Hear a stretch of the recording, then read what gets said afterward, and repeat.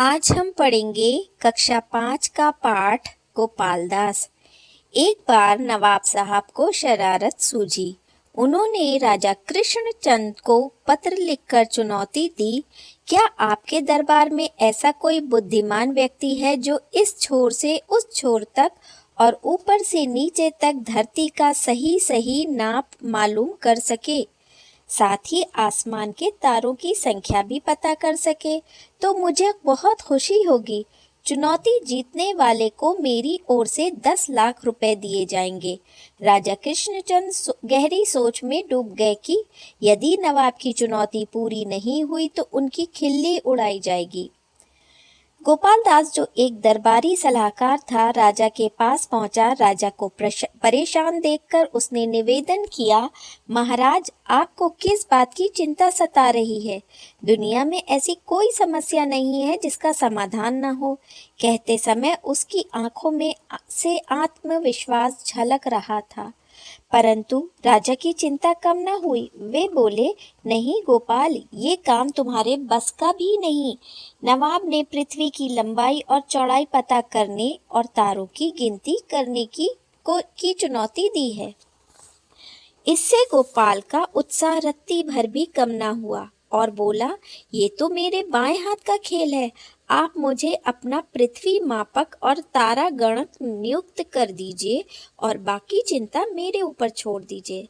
आप तो बस नवाब साहब को यह कहलवा दीजिए कि वे 1 साल की मोहलत दें, और यह मेरा वचन है, 1 साल के बाद मैं उनके महल में जाकर उन्हें पृथ्वी की माप और तारों की संख्या सही सही बता दूंगा।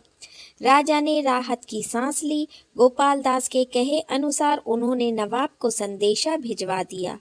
साल भर गोपाल दास बड़े ठाठ से रहा। इस दौरान वो घूमता फिरता और आराम करता रहा।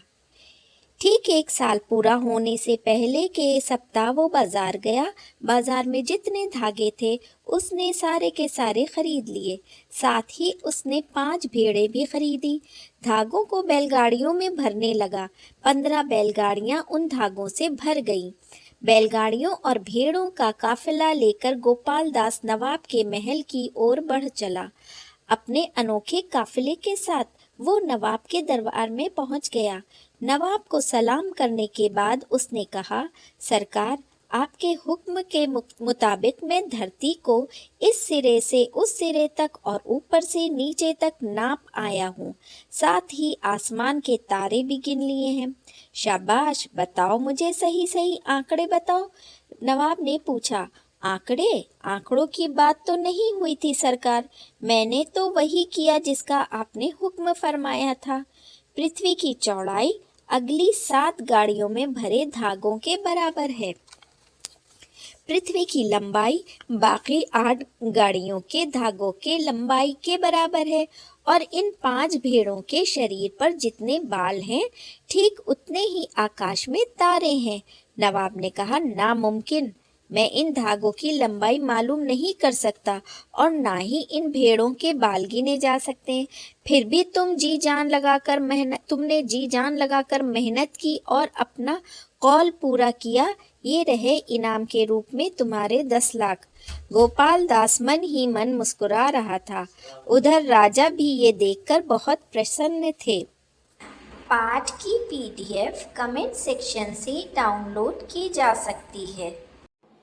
इस पृष्ठ पर पाठ से संबंधित प्रश्नों के उत्तर दिए जा रहे हैं। इसके अतिरिक्त अगर आप कोई और प्रश्न पूछना चाहते हैं तो कमेंट सेक्शन में लिखकर पूछ सकते हैं। धन्यवाद।